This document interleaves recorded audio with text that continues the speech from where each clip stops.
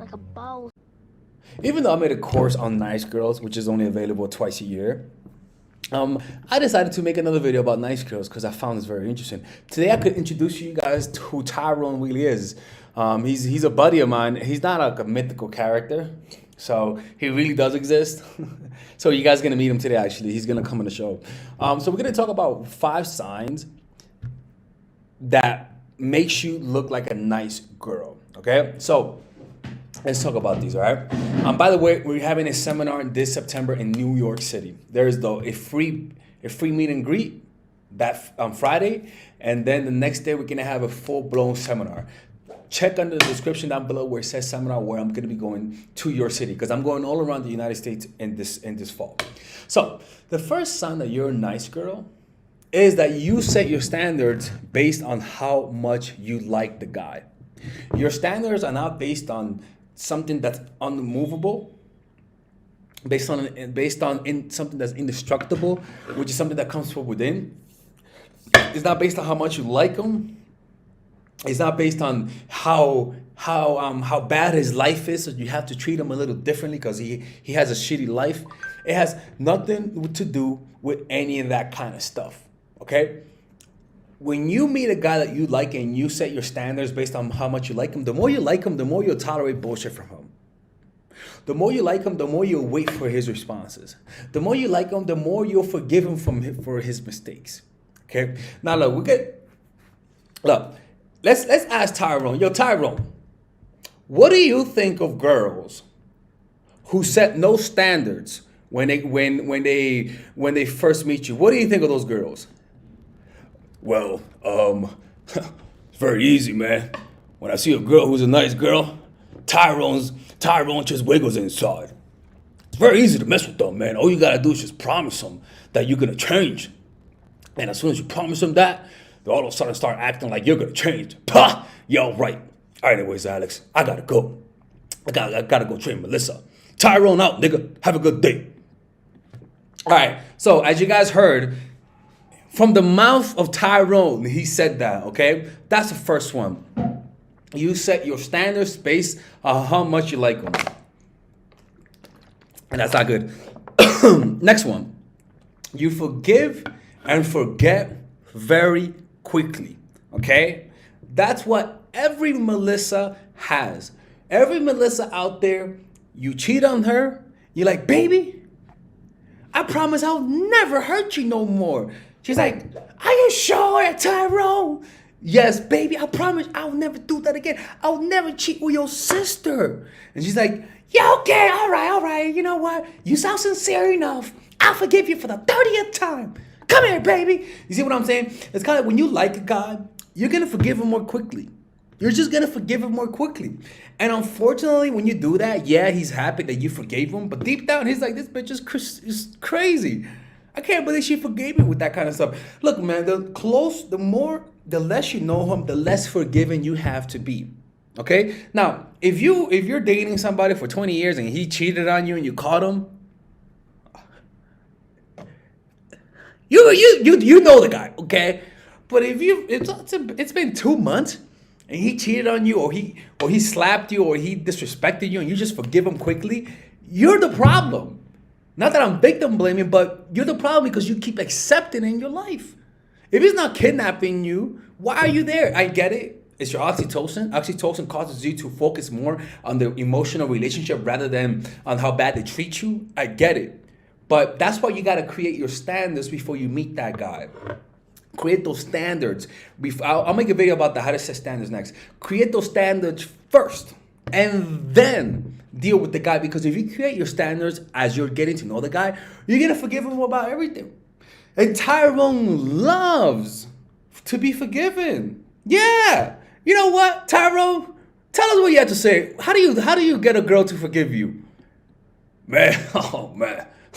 It's very easy to do that, bro. All you got to do is, act a little sad, act like I'm depressed, make an excuse, some shit like that.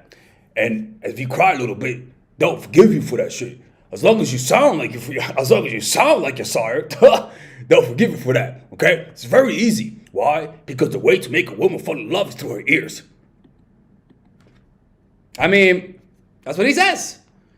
You know what I'm saying? So don't believe everything they tell you. Okay? All right. Third thing. You believe every guy has good intention. You believe just because you're pretty much projecting just because you have good intentions, you assume that Tyrone, stop with Tyrone. You assume that Jake the quarterback, Bob the builder is never gonna play you. Never underestimate your competition. Never underestimate people. Never underestimate how good people could be, but also never underestimate how evil people could be. Which means you gotta find a middle ground, and that middle ground is you're suspicious of everybody, not because that's something you cannot control, but because it's a controllable mechanism you've chosen to use. You're using your own suspicious nature. Why? Because the number one trait that will help you have the best genes for your child, that natural selection has selected women who have these traits. The number one trait is being able to identify false advertisement. Tyrone, tell them about false advertisement. Man, I hate when girls are able to read my bullshit. That's all I have to say. All right, fuck it. That's all you have to say. All right. So the second thing, fourth thing, you're afraid of confrontation. Pretty much anytime you're somebody who's been put down, who's been beat up through life, you're afraid of confrontation because you've associated confrontation with pain. You've never felt respected when you confronted somebody. What do you have to say about that, Tyrone? Yo, bro, man, I gotta go to work, my nigga. I gotta go. Enough of this shit. All right, Jesus Christ. Come the fuck that, Tyrone. Jesus Christ. All right. So you're afraid of confrontation. Unfortunately, you got to go in the opposite direction of that fear. You have to go towards confrontation. And even though it's not comfortable, see that as the price to pay to get out of your nice girl habit. If you're afraid of confrontation, if you're afraid to tell somebody you want to raise, if you're afraid to tell somebody I want this or that about expressing what you want, you're pretty much a nice girl. If you only do that once you've completely had it, you're pretty much a nice girl because you only do that once you explode, right? All right, ladies and gentlemen, if you guys ever want to learn how to use your feminine energy to influence people, learn how to use your masculine energy to become more assertive, and also learn how to blend both energies to improve your dating life, your spiritual life, honestly, your relationship life, your family life, your career life, this is the course for you. If I had to make a course for my nieces, I have two nieces, one is 19 and one is 15. 16. Holy shit. Oh my God, he's a bad fucking uncle. He's a bad uncle. Get him. Shut up, Melissa. You should get this course, right? And this is the course that I will make for them. So, for example, watch the curriculum, right? In the first week, we're going to be showing you how to establish a strong masculine foundation without letting it hurt your feminine energy. This masculine foundation is a source of who you are, right? It's your bodyguard. Without this, whatever feminine energy you create will be destroyed by the outside because your masculine is your shield. So we'll talk about goal setting. We'll talk about how to develop a serious attitude. We're going to be talking about how to use more logic, how to use more goal-oriented behavior. It's more how to be a man. Now the next one is how to embrace the feminine energy, right?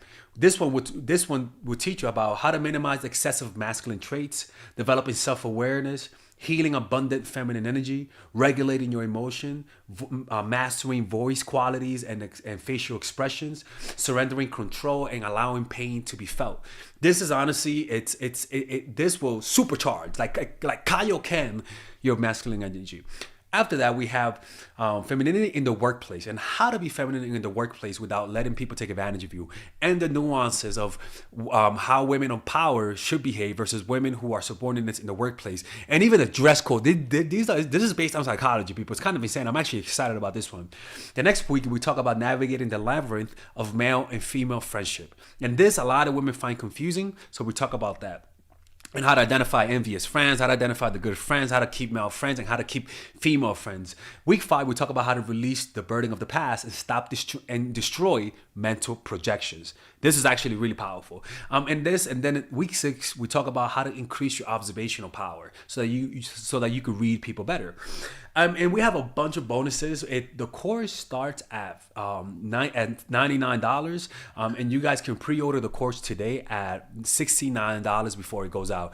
If you're watching this, most likely I'm in the meditation retreat, so most likely I will be praying for all of you guys. And just click on the description down below of the video. Right there, you'll see it, and you can pre-order that course. It's gonna be out by the end of next month or the beginning of February of March. One of the two, people, because I have a 10-day retreat to do, and I want to finish the course after the retreat, because I think the ideas are gonna be so much better. All right, man. I'll see you guys later. Pre-order, man. Oh, I'm closing the channel.